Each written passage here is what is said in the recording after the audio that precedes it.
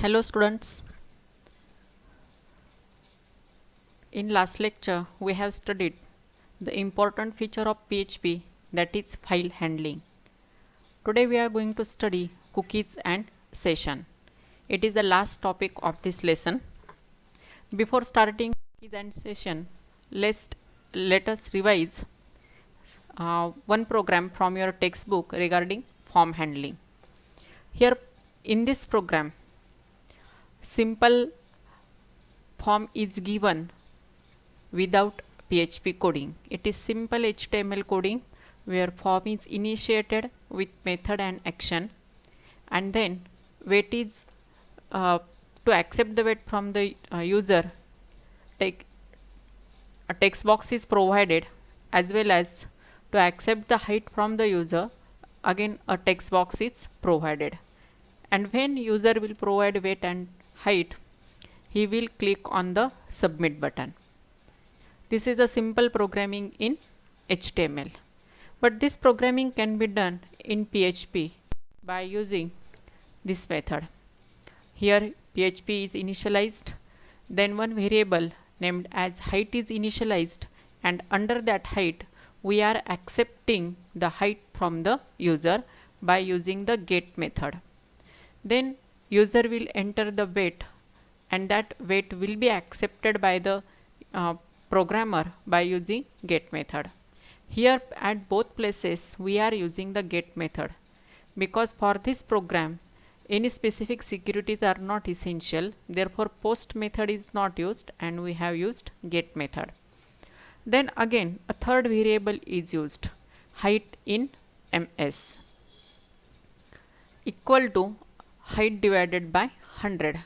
That means what is the height is provided by the user, it will be divided by 100, and what will be the output, it will be stored in the variable height in ms. Then one more variable BMI, as we have to count the BMI, therefore BMI variable is specified, and in this BMI variable we have performed the calculation like weight divided by height in ms multiplied by height in ms. Okay, this is the main calculation part of our program. Now here we have provided the condition that if BMI is less than 18.5, if the output BMI is less than 18.5, then the output message will be you are underweight. Otherwise, for that else if is used, if BMI is greater than 18.5 and if BMI is less than or equal to 24.9, that means if your BMI is in between 18.5 to 24.9, then the output message will be congrats, you have normal weight. Otherwise, if your BMI is greater than 24.9 and if it is less than 29.9, then output message will be you are overweight. Else another message, be careful, you are obese. Okay, that means here all the four conditions regarding your weight, regarding your BMI are specified, and all that conditions are checked by using this if and else if.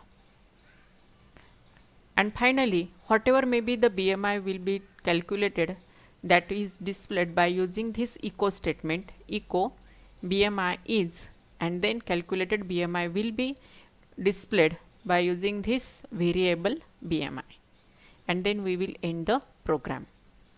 Thus by using this simple method we can find out the BMI of any person. This is all about the form handling in PHP. Now let's move ahead. Before that, here input and output of the program. If your input weight is 70 and your height is 165, and when you will click on this calculate button, you will get this output, you are overweight, your BMI is 25.711.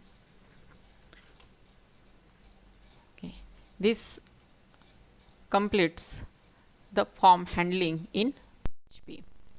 Now let's move ahead with cookies. Cookies, you are maybe familiar with the word cookies. When you are using your mobile, that time generally you have to clear the cookies in your mobile, in your PC. Cookies are nothing but the temporary files. A cookie is a small text file that the server sends on the user's computer or mobile. That means when we browse for any website, that time whatever the different variables are required to display that website, all that variables get stored in our browser, and that browser uses that variable when we open the same website next time. Generally what happens when we open any website for the first time, it may take some time, but if we open the same site for the second or third time, it takes somewhat less time due to these cookies. These cookies store the different variables on the browser, and when it gets highlighted or hitted, then that gets activated and we can see the website contents very easily and fastly. Therefore, these cookies are used in the electronic gadgets. But it is essential to remove or to delete all these cookies within specific time span. If this gets overloaded, then it may slow the speed of your computer or mobile. For example, here cookies stored visited page on browser to optimize the search. That means cookies are used to optimize the search. Then next one is the session. Session is used to store user information on server to track user activities. It helps web application to maintain user information on all the pages. That means whatever the different activities we are performing, all that activities get tracked or get stored on the server by using this session. Also, the duration when we are performing any specific process, starting to end duration of that process is also known as session. Here, for example, if you log into Gmail account, the session helps us to access YouTube account also. That means whatever the different activities or different features are attached with Gmail, all that features get activated with this Gmail account due to this session tool. Also, sometimes if we are not having the proper speed, and if you are opening any website which is heavy website, that website may have different type of videos, animations, it may take large time, and after some time you may get the error session time out. Why that error occurs? As that website having the specific time decided priorly, and if that time extends, then that we will get the session error. Okay, here we ended our last lesson, PHP. Let's summarize what we have studied. First of all, first thing, PHP is widely used open source server-side programming language which runs on various platforms. Then this PHP script executed on the server which generates dynamic HTML pages. This is the main benefit of the PHP, that it generates the dynamic web pages. By using other websites, it may happen that you can create the static web pages, but PHP creates dynamic. The PHP code can also be embedded with HTML tags using angular bracket, question mark PHP, and question mark, and again closing angular bracket. PHP is case sensitive only at the time of variable declaration, otherwise it is not the case sensitive. We have seen in the function also, we can provide any case in the function, that because that function is not case sensitive. Only variables are the case sensitive.